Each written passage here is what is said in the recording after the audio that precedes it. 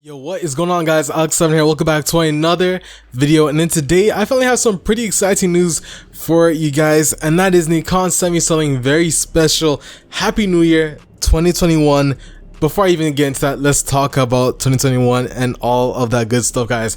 2021 is going to be a crazy year for all of you TDU fans, and you and I both know why. That is because TDU2 World, the online mod for PC, is going to be coming Q1 2021, and I will have some online videos coming very soon up on my YouTube channel, so stay tuned for that. Also, we all know that TDUSC was revealed to us last year, July 7, 2020. However, this year, I'm sure we're gonna get some new news and hopefully my developer interview as well. Again, I will tell you guys as soon as I'm allowed to say when that is going to happen on my channel, but other than that, let's get straight into what Nacon sent me. Unrelated to TDUSC, by the way. Now, if you don't know, Nacon also publishes games. Now, among publishing games, they also make gaming peripherals, that be gaming headsets, controllers, etc, etc. Now despite me being obviously sponsored by Logitech, huge shout out to Logitech, by the way, for sending over this care package that you guys can see on the screen right now. Huge shout out to them. If you want any Logitech products, link down in the description below. But obviously Logitech doesn't make controllers, and that is what Nacon has sent me over today. Huge shout out to Simon, by the way, who is the TDUSC community manager. He also gave me a very personal note, which I'll leave up on the screen for you guys to go ahead and look at right now. Huge shout out to Simon for that one. But obviously in my recent video when of the TD2 mod, what was it, boats, I'm pretty sure, I said my controller wasn't working, and Simon was very kind enough to send me over this controller that Nacon makes, guys. Take a look at this. Comes in the case. You got the wire up there. It is wireless and it is also wired. We got the nice little cloth here that even says the controller name on it, which would obviously be, if you can read that, Revolution Unlimited. No affiliation to TDU Test Drive Unlimited, but this is the beautiful controller that I have received. Huge shout out to Simon and Nacon for this one. Even comes on the back, you guys can see it comes with those spare buttons, and this will be the best controller for TDU because obviously you can map your indicators on the bottom buttons. Hopefully we do get a TDUSC style controller. Maybe I'll put my little Photoshop skills to the test when I decide to, you know, maybe I'll put up a little picture there for you guys. But huge shout out to Nacon for that. It also comes with some very nice expansion little things here that you can change the weight of the joysticks, etc, etc. But let's all talk TDUSC and everything we know, all that good stuff. Now, guys, like I said, we didn't really get that much information last year in 2020, but I'm pretty sure that this year we're going to be learning a lot. And that is because, well, for starters, we all know that the dev time for TDU is going to be 5 years. If you don't know that, you can check out my video down in the description below about the dev cycle leak, among many other things that we have learned. So with that being 5 years, it is very likely, well, not very likely, it is likely that TDUSC could release this fall 2021 or even next year 2022. I think is the most likely year. If it doesn't come in this year, we will for sure most likely be seeing it next year, either whether that be spring, summer, or fall. However, we will just have to be patient and wait for news. Hopefully this summer we will have another Nacon Connect or even E3, Gamescom. There's so many different awards because I'm pretty sure the world is in a lot better place than it was back in 2020 with COVID happening and all that, right? Am I right or am I wrong?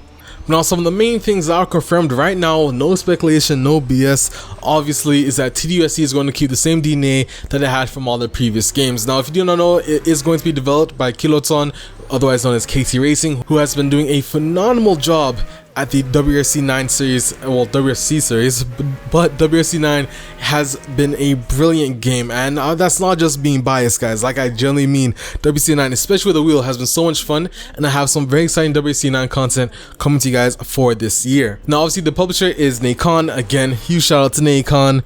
You guys can see on the controller right there. Huge shout out to Nacon for that. And we all know that Alan Jarnu is going to be the creative director for TDUSC, and we all know he worked on TDU1 and TDU2, and in fact there's actually 2 people that worked on TDU2 working at Kiloton making TDUSC, so it's very nice to know that we will have a very similar vibe that the previous TDUs gave us. Now, some of the obvious news is that based on the Steam profile, it's going to be the Solar Crown, a competition where players will compete for mysterious stakes as well as to elevate their character's status within the community. Dynamic windows and indicators are confirmed, and based off an animation job posting on Kiloton's website, it is very safe to assume that doors, wipers, as well as other animations for characters are going to be in the game as well, very similar to what TDU had.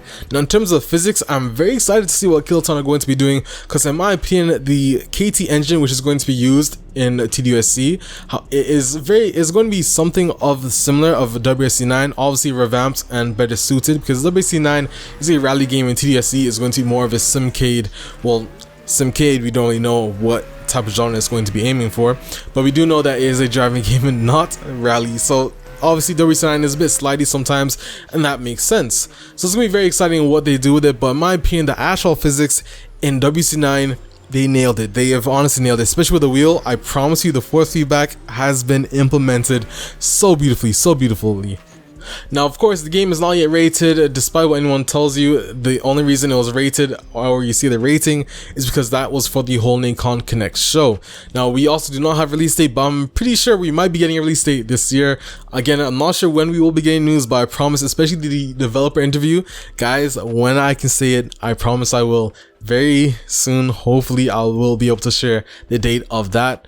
But anyways, in terms of the location where TDUSC is going to be held, we do know it will be held on a real world location at 1:1 scale, just like the old TDUs, which is beautiful.